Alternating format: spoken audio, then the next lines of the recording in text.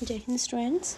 आज जो हम पाठ पढ़ने वाले हैं वो है हमारी बसंत पुस्तक का पाठ 8 सुदामा चरित, जो कि नरोत्तम दास के द्वारा लिखा हुआ है। यह पाठ पूर्ण रूप से कृष्ण और सुदामा की मित्रता पर आधारित है। हम सब ने बचपन में कृष्ण और सुदामा की मित्रता की बहुत सारी कहानियाँ सुनी हैं। उन्हीं में से एक कहानी को लेकर ब्रज भाषा में नरोत्तम दास जी ने इन पदों की रचना की है और इस रचना को एक काव्यात्मक रूप दिया है।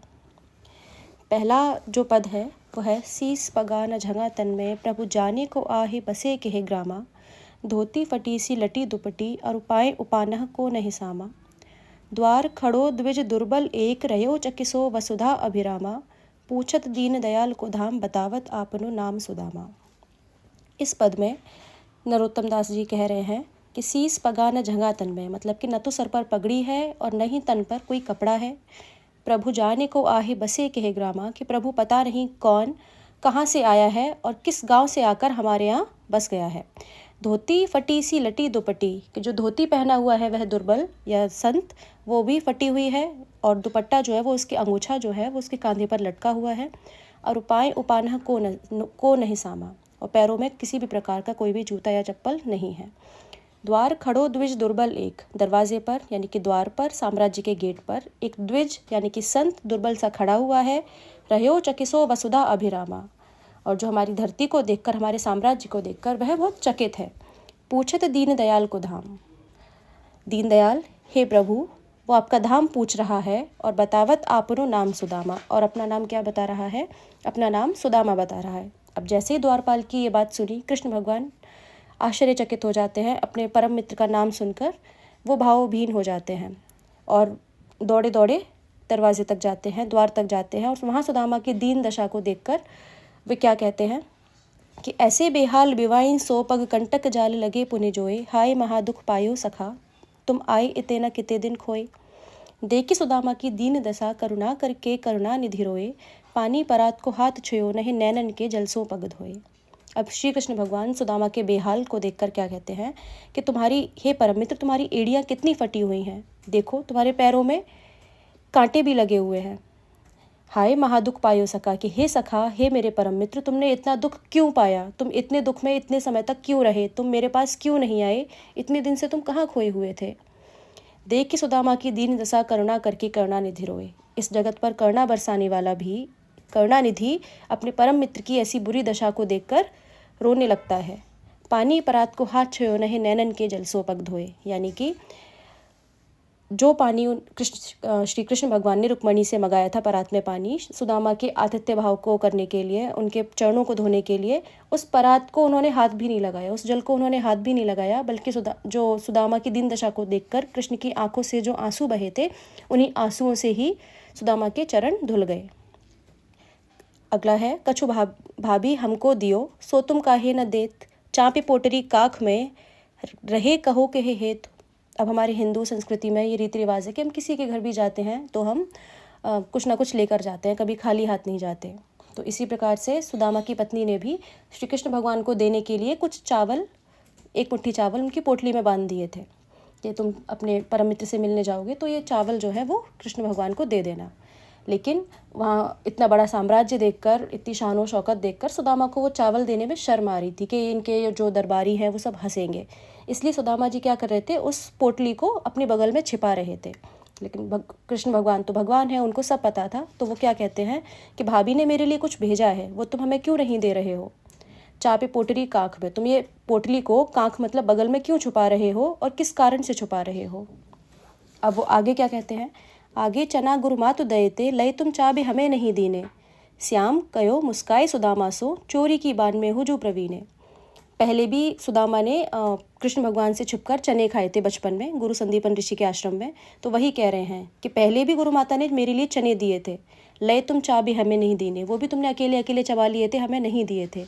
अब श्याम मुस्कुराकर सुदामा से क्या कह रहे हैं कि चोरी की बात में तो तुम बचपन से ही प्रवीण हो, बचपन से ही कुशल हो।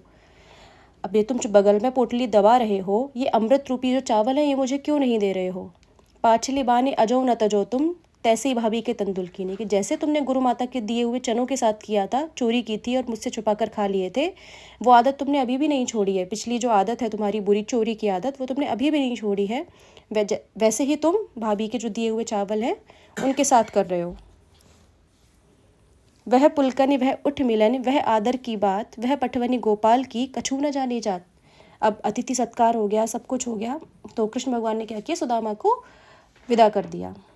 लेकिन सुदामा जी जिस मोटिव से आए थे, जिस उद्देश्य से आए थे, वो था कि कृष्ण भगवान उनकी दीन दशा को देखकर उनकी कुछ मदद करेंगे। उनके मन में कहीं ना कहीं यह भाव था कि मेरा परम मित्र जब मुझे इस बुरी दशा में देखेगा तो ज़रूर मेरी मदद करेगा। लेकिन श्री कृष्ण भगवान ने ऐसा कुछ नहीं किया। उन्होंने उनको आदर सत्कार करके, बिठा के, बात करके विदा कर दिया।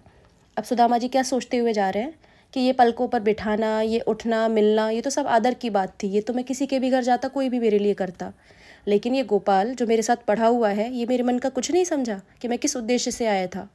अब क्या कह रहे हैं कि घर घर कर ओढ़त फिरे, तनक दही के काज, का भयो जो अब भयो हरि को राज समाज। अब वो कह रहे हैं कि मुझे तो ताना दे रहे थे कि तुम बचपन में चोरी करते थे और चोरी तुमने आज भी नहीं छोड़ी। ये भूल गया कि ये भी तो बचपन में लोगों के घर जाकर दही चुराता था, दही की मटकियाँ फोड़ता था। ये सुदामा जी जो हैं वो अपने घर वापस जाते हुए मन में सोचते हुए जा रहे हैं। हो आवत ना ही हो तो वाही पठियो ठेले। अब क्या कह रहे हैं सुदामा जी कि मैं तो आने ही वाला नहीं था, वो तो मेरी पत्नी ने मुझे ज़बरदस्ती भेज दिया कि तुम्हारा मित्र जो है वो इतने बड़े साम्राज्य का राजा है, द्वारका का राजा है, जाओ तुम्हारा मित्र मदद करेगा। सुदामा जी कह रहे हैं मैं तो आने वाला ही नहीं था, मेरी पत्नी ने भेज दिया। अब जाके वापस उसको समझाऊंगा कि हमारे पास जितना भी धन है हमारे लिए पर्याप्त है, इनफ है, मुझे किसी की कोई मदद की आवश्यकता नहीं है। अब जैसे ही वो अपने गांव पहुंचते हैं सुदामा जी वापस, तो क्या देखते हैं कि वैसो ही राज समाज बने, गजबाज घने मन संभ्रम छायो।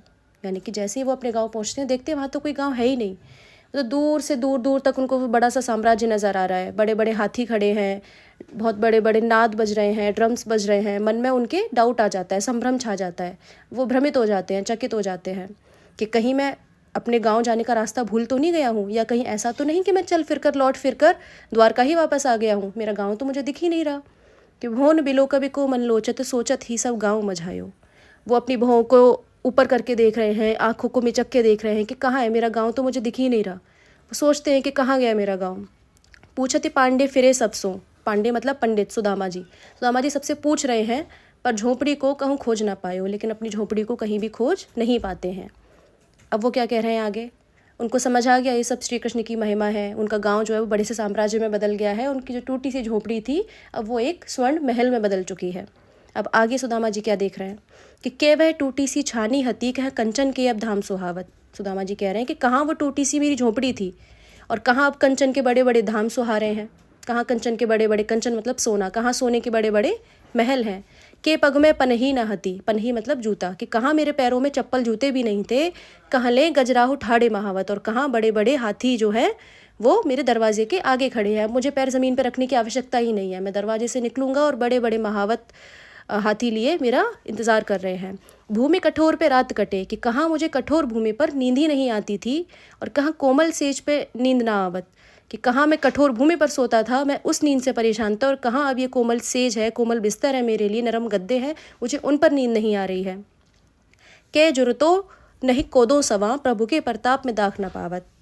आगे नरोत्तम दास जी अगली पंक्तियों में कह रहे हैं कि सुदामा जी हाथ जोड़कर कहते हैं कि जो भी मेरी भूल चूक हुई उसको माफ़ करें, प्रभु के प्रताप में कभी भी दाग न लगे, प्रभु के तेज में कभी भी दाग न लगे। तो यह है हमारा पाठ 8 सुदामा चरित, जो कि श्री कृष्ण और सुदामा की मित्रता पर आधारित है।